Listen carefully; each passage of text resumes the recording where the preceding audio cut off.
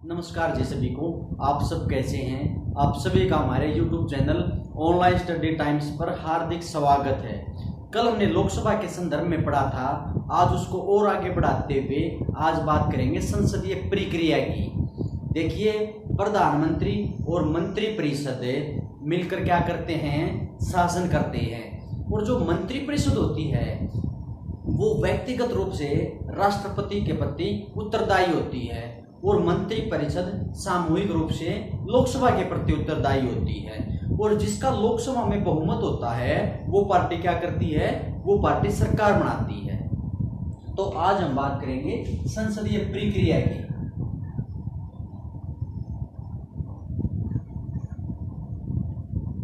संसदीय प्रक्रिया यानी पार्लियामेंट प्रोसीजर। देखिए, सबसे पहले हम बात करना चाहते हैं विश्वास प्रस्ताव के ऊपर।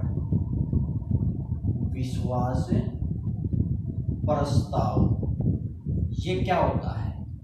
देखिए, ये एक ऐसा प्रस्ताव होता है जो सरकार के द्वारा लाया जाता है। इसको कौन लाती है?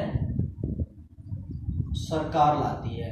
और सरकार अपना पूर्ण बहुमत सिद्ध करती है। इसके माध्यम से सरकार कहती है कि हमारे पास 50% प्लस 1 बहुमत हमारे पास है। और एक होता है अविश्वास प्रस्ताव। ये दोनों प्रस्ताव लोकसभा में लाए जाते हैं और ये अध्यक्ष के समक्ष यानी लोकसभा के जो अध्यक्ष होता है उसके समक्ष लाए जाते हैं या उसको दिए जाते हैं। अविश्वास प्रस्ताव है जो ये विपक्ष के द्वारा लाया जाता है और विपक्ष कहता है कि सरकार के पास पूर्ण बहुमत नहीं है। विपक्ष कहता है कि हमारे पास 50% प्लस 1 बहुमत है। और इसमें ध्यान रखना, इसमें लोकसभा के कम से कम 50 निर्वाचित सदस्य इस प्रस्ताव को लाने के लिए अनिवार्य होते हैं। तो इतने सदस्य होंगे तब ये प्रस्ताव लाया जाएगा। आज तक अगर हम बात करें तो 27 बार अविश्वास प्रस्ताव लाया गया है। अगर हम सबसे पहले अविश्वास प्रस्ताव की बात करें तो 1963 में जेबी कृपलानी साहब लेकर आए थे। जेबी कृपलानी। और ये किसके खिलाफ लेकर आए थे? तो ये हमारे पहले प्रधानमंत्री पंडित जवाहरलाल नेहरू के खिलाफ लेकर आए थे। नेहरू के खिलाफ। अगर हम इंदिरा गांधी की बात करें तो इंदिरा गांधी के खिलाफ ये प्रस्ताव कितनी बार लाया गया? तो उनके विरुद्ध ये 15 बार ये प्रस्ताव लाया गया था। तो ये दोनों प्रस्ताव किसको दिए जाते हैं? लोकसभा के अध्यक्ष को दिए जाते हैं। इसके साथ अगर हम बात करें राष्ट्रीय आपातकाल जब देश में लगाया जाता है, आप सभी को पता है कि राष्ट्रपति राष्ट्रीय आपातकाल की घोषणा करता है जब भारत किसी युद्ध में शामिल हो जाए या भारत पर बाह्य आक्रमण हो जाए या हमारे देश में सशस्त्र विद्रोह हो जाए, तो उस स्थिति में हमारे राष्ट्रपति महोदय देश में राष्ट्रीय आपातकाल की घोषणा करते हैं। राष्ट्रीय आपातकाल लगाए जाने के बाद समस्त शक्तियां केंद्र सरकार के पास आ जाती हैं। तो राष्ट्रीय आपातकाल को किस प्रकार समाप्त किया जाता है, हम इसके बारे में बात करना चाहते हैं। इसको किस प्रकार समाप्त किया जाएगा, इसकी क्या क्या शर्तें होंगी? देखिए, इसके 3 मुख्य बिंदु होते हैं। नंबर 1, हमारे राष्ट्रपति साहब खुद अपनी उस घोषणा को वापस ले लें। राष्ट्रपति खुद उन्होंने जो अपनी घोषणा कर रखी है उसको क्या करें? वापस ले लें। राष्ट्रपति खुद अपनी घोषणा वापस ले लें।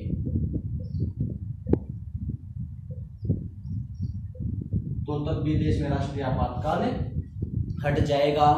उसके अलावा आप सभी को पता है, कल हमने पढ़ा था कि 1 महीने के अंदर संसद की अनुमति लेनी पड़ती है।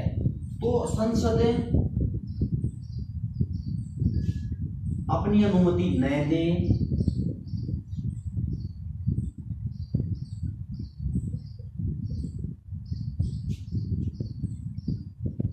यानी राष्ट्रीय आपातकाल लगाए जाने के बाद 1 महीने के अंदर संसद की परमिशन लेनी पड़ती है, तो उस स्थिति में संसद अपनी परमिशन देने से मना कर दे तो तब भी राष्ट्रीय आपातकाल है जो वो देश से हट जाएगा।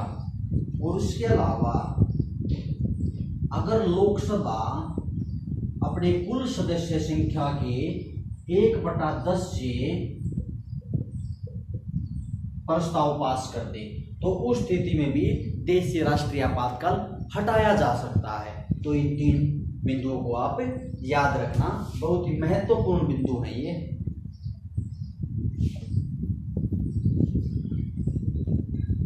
इसके अलावा हम बात करेंगे कुछ आर्टिकल्स के बारे में भी जिससे लोकसभा को शक्ति मिलती है। तो अब हम कुछ आर्टिकल्स के बारे में बात करेंगे जो लोकसभा को पावर देते हैं।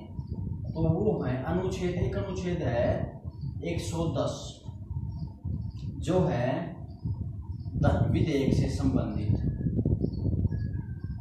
यानी मनी बिल है उससे संबंधित है।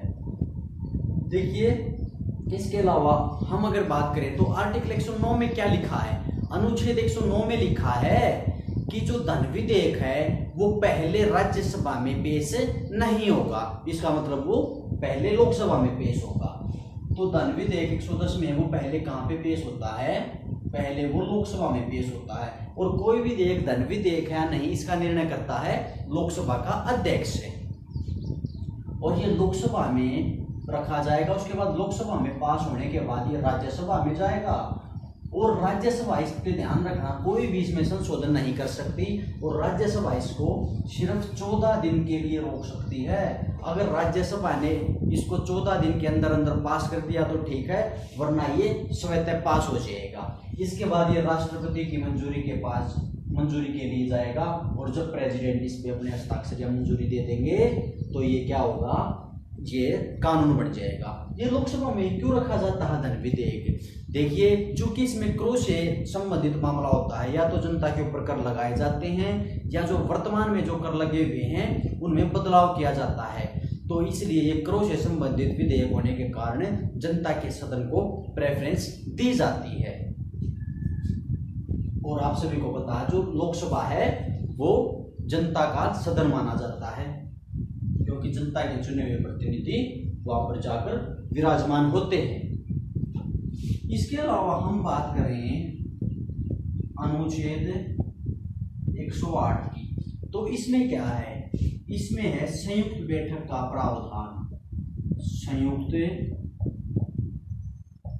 बैठक का प्रावधान है जब दोनों सदनों में किसी बिल को लेकर गतिरोध उत्पन्न हो जाए, उनमें आपस में टकराव हो जाए, तो राष्ट्रपति जी क्या करेंगे, दोनों सदनों की संयुक्त बैठक करेंगे। देखिए ये कौन कौन सी शर्त हैं संयुक्त अधिवेशन की। मान लो एक सदन ये है और एक सदन ये है, कोई बिल आया और इस सदन ने पास कर दिया, इस सदन ने पास नहीं किया। इसके अलावा एक कंडीशन होगी, ये दूसरी कंडीशन क्या है, कोई बिल है उसमें इसने संशोधन कर दिया और इस दूसरे सदन ने उस संशोधन को मानने से इनकार कर दिया। और तीसरी कंडीशन क्या है, एक सदन ने पास कर दिया, दूसरा सदन उसको 6 महीने तक पास ना करे, यानी 6 महीने तक लटका कर रखे, तो उस स्थिति में क्या हो जाएगा, दोनों सदनों में टकराव हो जाएगा और राष्ट्रपति जी इनका संयुक्त अधिवेशन करते हैं। और संयुक्त अधिवेशन करने के बाद जो बिल है वो किस बहुमत से पास होगा, तो वो होगा दोनों सदनों के कुल सदस्य,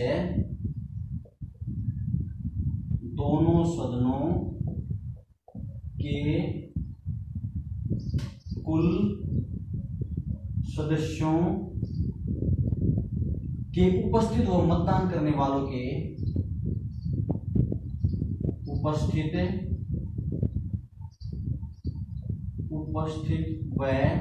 उपस्थित और मतदान करने वालों के बहुमत से, यानी दोनों सदनों के कुल सदस्यों के उपस्थित व मतदान करने वालों के बहुमत से वो प्रस्ताव पास करना अनिवार्य होता है। और ध्यान रखना, जब संयुक्त अधिवेशन बुलाया जाएगा तो उसकी अध्यक्षता कौन करेगा? उसकी अध्यक्षता करेगा लोकसभा का अध्यक्ष। कौन करेगा? लोकसभा का अध्यक्ष करेगा। और मान लो लोकसभा का अध्यक्ष नहीं है तो फिर उसकी अध्यक्षता कौन करेगा?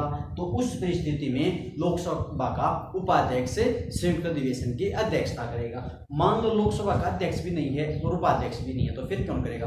तो फिर राज्यसभा का उपसभापति संयुक्त बैठक की अध्यक्षता करेगा। इसकी जानकारी कहाँ लिखी हुई है? तो इसकी जानकारी लिखी हुई है आर्टिकल 118 के सब क्लोज 4 में। लगे हम आर्टिकल 118 को भी देख लेते हैं, इसमें क्या लिखा हुआ है। देखो 118 में जो संसद, जब संयुक्त अधिवेशन होगा तो संसद की नियम प्रक्रिया के बारे में दिया हुआ है। इसमें क्या लिखा है कि जो राष्ट्रपति है वो संयुक्त अधिवेशन में नियम कानून बनाएगा और लोकसभा के अध्यक्ष और राज्यसभा के सभापति के साथ विचार विमर्श करके, राज्यसभा के सभापति कौन होते हैं? उपराष्ट्रपति होते हैं। तो जो राष्ट्रपति है वो लोकसभा के अध्यक्ष और उपराष्ट्रपति के साथ मिलकर नियम कानून बनाएगा। इसकी जानकारी देता हूँ आर्टिकल 118। तो ये बात की हमने कुछ आर्टिकल के विधेयक संयुक्त बैठक के बारे में। अब हम बात करेंगे कुछ आर्टिकल्स और हैं उनके संबंध में। देखिए एक आर्टिकल है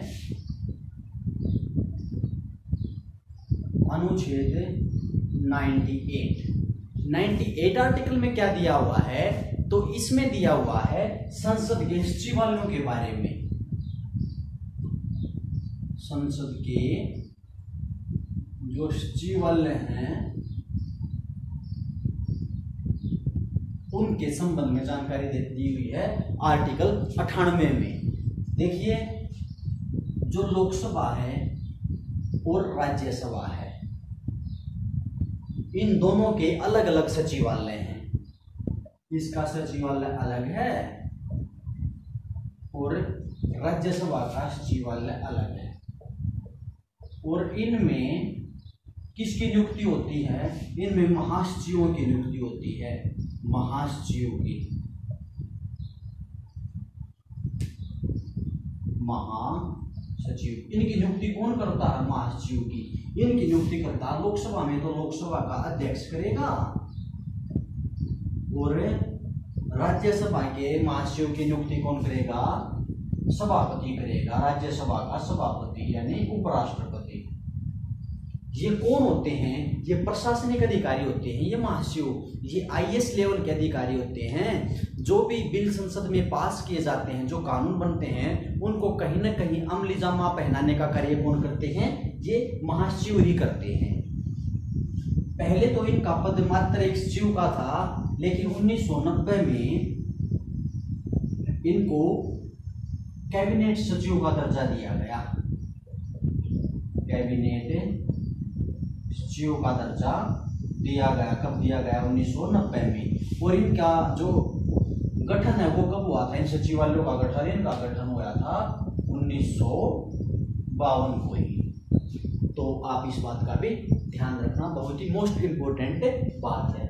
98 में संसद के सचिवालयों के बारे में दिया हुआ है। अगर हम पहली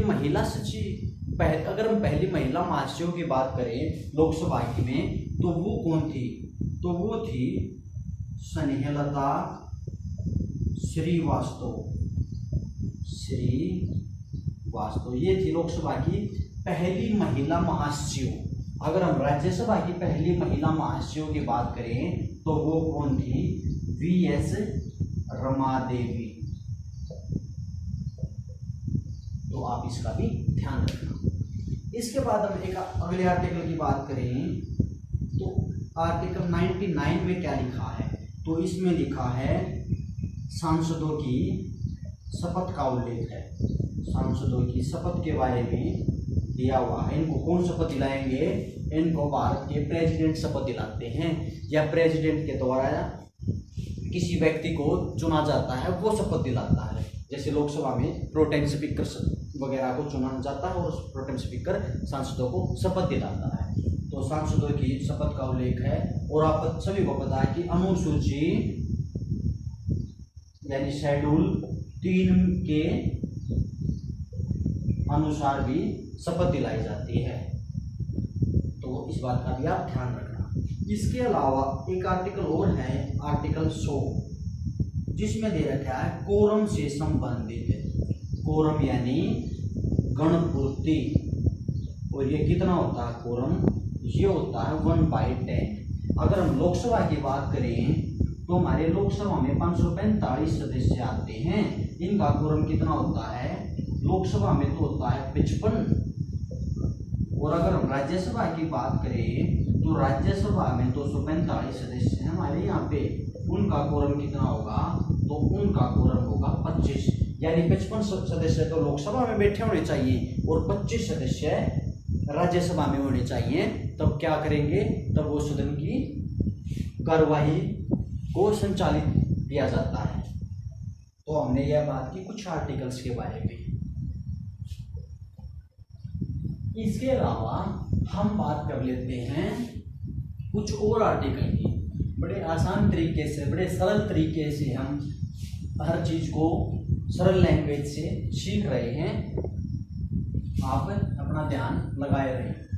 एक आर्टिकल है आर्टिकल 120 यानी 120। 120 आर्टिकल क्या कहता है? इसमें दी गई है संसद की कार्यवाही की भाषा, यानी संसद में जो कार्यवाही होती है, कार्यवाही संसद में कार्यवाही की भाषा के बारे में दिया हुआ है। तो संसद इसकी भाषा कौन सी होगी? तो होगी हिंदी, एक होगी इंग्लिश। कौन सी होगी? इंग्लिश। और अगर सदन का संबंधित सदन का अध्यक्ष किसी सांसद को अनुमति दे तो वो सांसद अपनी मातृभाषा में भी अपने विचार प्रकट कर सकता है। तो आर्टिकल 120 संसद की कार्यवाही की भाषा के बारे में बताता है। इसके अलावा अनुच्छेद 121 ये क्या कहता है? तो ये कहता है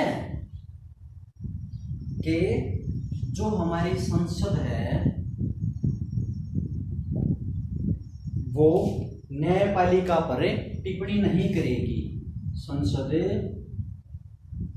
न्यायपालिका पर तीखा टिप्पणी नहीं करेगी, टिप्पणी करने से रोकता है, नहीं करेगी। यानी ये आर्टिकल हमारे संविधान देखिए कितना खूबसूरत है। वो शक्तियों का बंटवारा करने के लिए इनकी शक्तियां अलग अलग हैं, इसलिए रोक देता है कि न्यायपालिका है जो संसद न्यायपालिका के पर टिप्पणी नहीं करेगी। मान लो अगर किसी न्यायाधीश को हटाने के लिए प्रस्ताव लाया गया है तो तब संसद उसके आचरण पर चर्चा कर सकती है।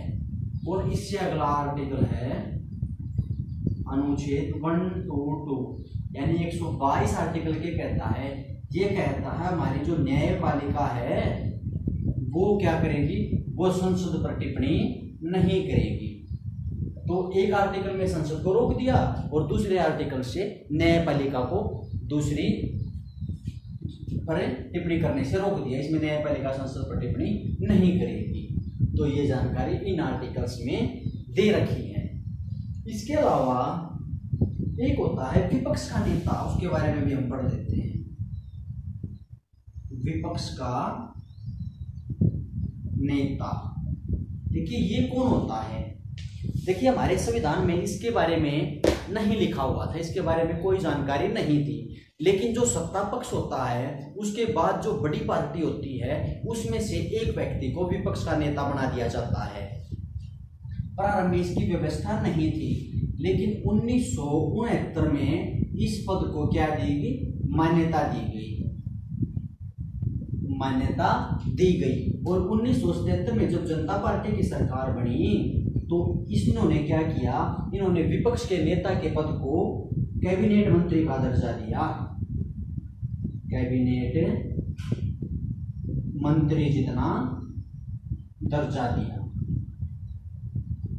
तो ये होता है विपक्ष का नेता। इसके अलावा अगर हम बात करें संसद की प्रक्रिया के अंतर्गत,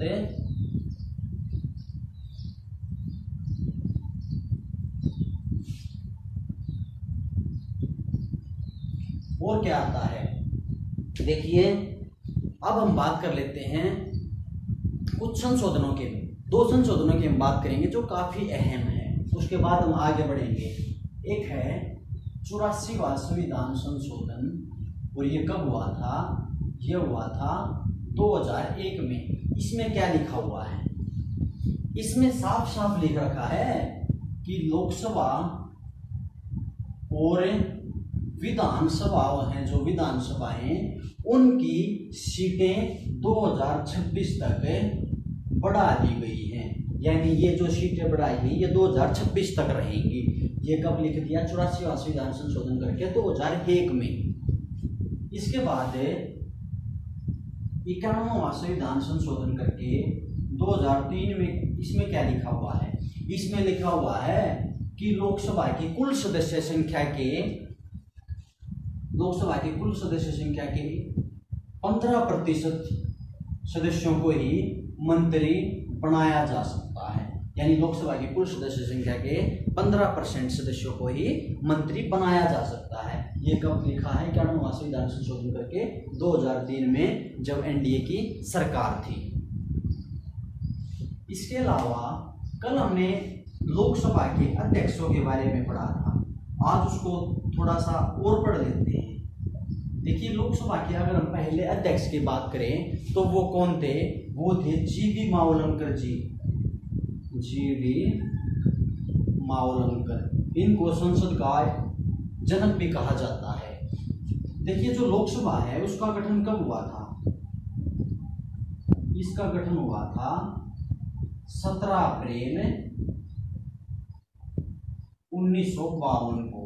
और पहली लोकसभा का कार्यकाल कितना था, तो पहली लोकसभा का कार्यकाल था 17 अप्रैल 1952 से लेकर 4 अप्रैल 1957 तक। 17 अप्रैल 1952 से लेकर 4 अप्रैल 1957 तक प्रथम जो लोकसभा थी उसका टाइम पीरियड था। तो आप इसको ध्यान रखना। और संसद की पहली बैठक कब हुई थी, हमने बात पहले की थी, जो हुई थी 13 मई 1952 को। हम ये इसका डिस्कस कर चुके हैं। तो लोकसभा के पहले अध्यक्ष जीवी मावलंकर थे। और ध्यान रखना, ये जब संविधान सभा अंतरिम संसद के रूप में कार्य करती थी तो ये उसके अध्यक्ष होते थे। और एक बात और ध्यान रखना, जीवी मावलंकर जी को हटाने के लिए एक प्रस्ताव भी लाया गया था, लेकिन वो असफल हो गया था, वो प्रस्ताव पास नहीं हो पाया था। और जीवी मावलंकर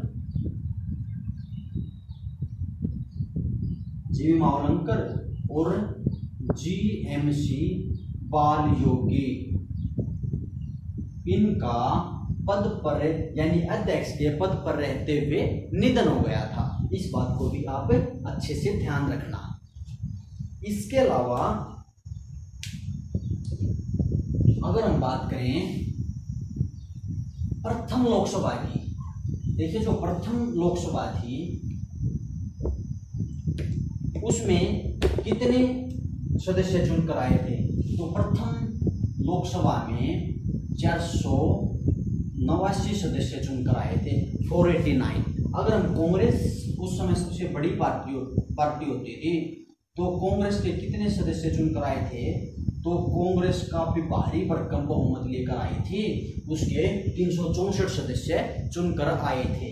और दूसरा सबसे बड़ा दल कौन सा था, तो वो था भाकपा, यानी भारतीय कम्युनिस्ट पार्टी। और इसको कितनी सीटें मिली थी? इसको प्रथम लोकसभा के चुनाव में 16 सीटें मिली थी। यह क्वेश्चन पीछे पूछा गया था एक एग्जाम में। और एक बात और ध्यान रखना, दो महान शख्सियत है, एक भीमराव अंबेडकर और दूसरे व्यक्ति थे आचार्य कृपलानी।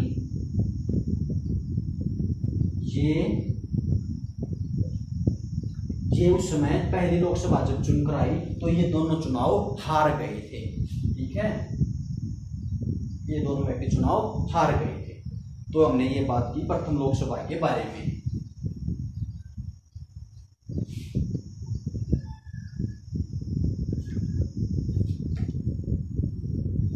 अब हम बात कर लेते हैं संसद के जो अधिवेशन होते हैं, जो सत्र होते हैं, उनके संबंध में।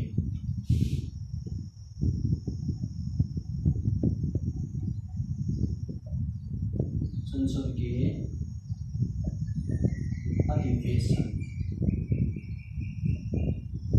अधिवेशन कह लीजिए आप इनको, सत्र कह लीजिए। ठीक है, देखिए एक वर्ष में साधारणतः 3 सेशन बुलाए जाते हैं। एक वर्ष में कितने बुलाए जाते हैं? नॉर्मल 3 सत्र। और ध्यान रखना, एक वर्ष में कम से कम 2 सेशन होने अनिवार्य हैं और 2 सेशनों के बीच 6 महीने से अधिक का समय नहीं होना चाहिए। यानी 2 सेशन तो कंपलसरी और उनके बीच 6 महीने से ज्यादा का समय नहीं होना चाहिए। तो कौन कौन से सेशन है उसके बारे में हम बात करेंगे। तो वे हैं, पहला अगर हम सेशन के देखें तो प्रथम सेशन है बजट सेशन, यानी बजट सत्र।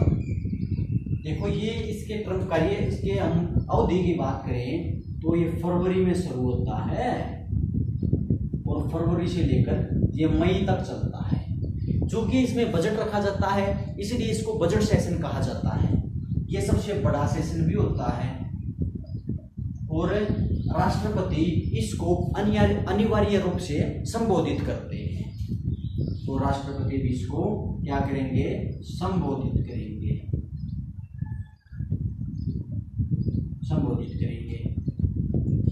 दूसरा सेशन कौन सा होता है? दूसरा होता है मानसून सेशन। मानसून ये होता है जुलाई से लेकर सितंबर तक, जुलाई टू सितंबर।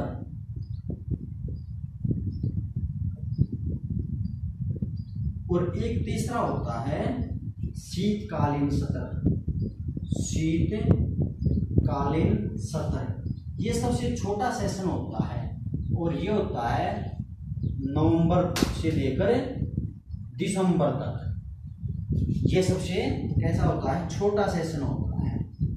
आप इसको एक कोड से याद रख सकते हैं, BMW, यानी B से बजट सेशन, M से मानसून सेशन और W से विंटर सेशन यानी शीतकालीन सत्र।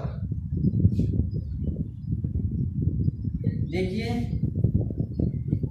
इन सेशन के बाद हम बात कर लेते हैं एक आर्टिकल की। वो आर्टिकल कौन सा है? तो वो आर्टिकल है 87। बड़ा ही इंपॉर्टेंट आर्टिकल है, हमने पहले भी पढ़ा होगा। इसमें राष्ट्रपति हैं जो वो संसद को संदेश भी भेजते हैं और 2 कार्य और करते हैं। एक तो वो जब नई लोकसभा चुनकर आती है तो उसको अनिवार्य रूप से संबोधित करेंगे। तो राष्ट्रपति क्या करेंगे? संबोधित करेंगे नई लोकसभा जब चुनकर आती है। और दूसरा कार्य क्या करते हैं? वो जो साल का जो पहला सेशन होता है उसको भी क्या करते हैं? अनिवार्य रूप से संबोधित करते हैं। तो ये 2 कार्य करते हैं राष्ट्रपति संबोधन के अनुसार। इसके अलावा अब हम बात कर लेते हैं संसदीय प्रक्रिया के अंतर्गत।